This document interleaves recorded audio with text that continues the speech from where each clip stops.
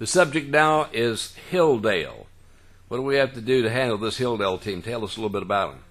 Well, I'd say it's definitely a contrast of styles offensively. You know, we like to spread the field and throw the football around a little bit and beat you with our run game off of what we can do in our passing game by making you guard all of our athletes. Hilldale wants to line up in a double tight wishbone or some wing tee and really just run right over you. And going behind a great offensive line, their running backs run extremely hard.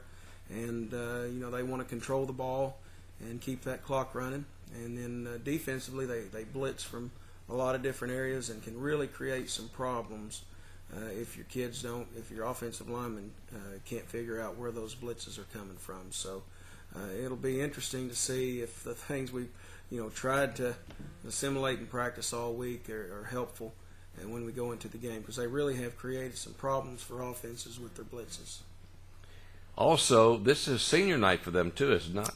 It is senior night. It always kind of worries the opposing coach because those guys are going to play hard for their senior class. Their seniors are going to play extremely hard because it's, for them it's the last guaranteed game they have ever and on their field. So it's a big event for them, just like it is for us. And I think they have about 20 seniors.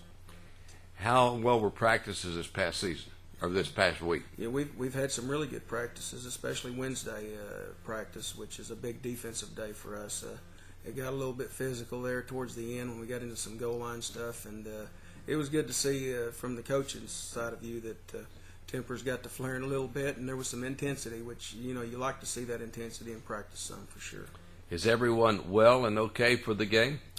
It looks like all with the exception of Taylor Bosco, and he's actually getting better. He actually practiced a little bit this week and may even suit out. So not sure that he's ready to play yet, but definitely coming back a lot quicker than we thought.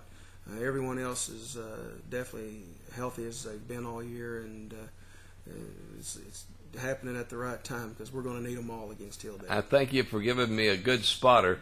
Jared is something else, and he's beginning to become a pretty good announcer as far as the games are concerned. How's he coming along? Oh, hey, Jared's a great kid and does a great job with football, wrestling, baseball, anything that he's involved in. So we're glad that he's being allowed to do that and getting that kind of experience. But great kid.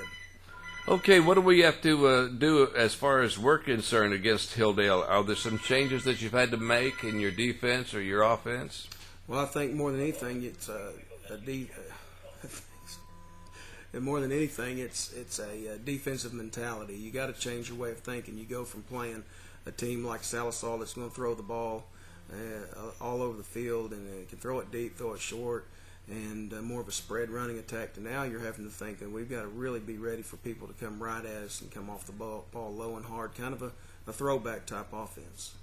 Coach Hendricks has been coaching for a long, long time. I know I first met him down in Hugo, Oklahoma, when we started the radio station down there, and I was impressed with the job that he did there, that he came up this way, and, he's brought Hilldale along. Oh, they do a great job, and you know that his teams are going to be well prepared. They're going to be disciplined, and they're going to be tough.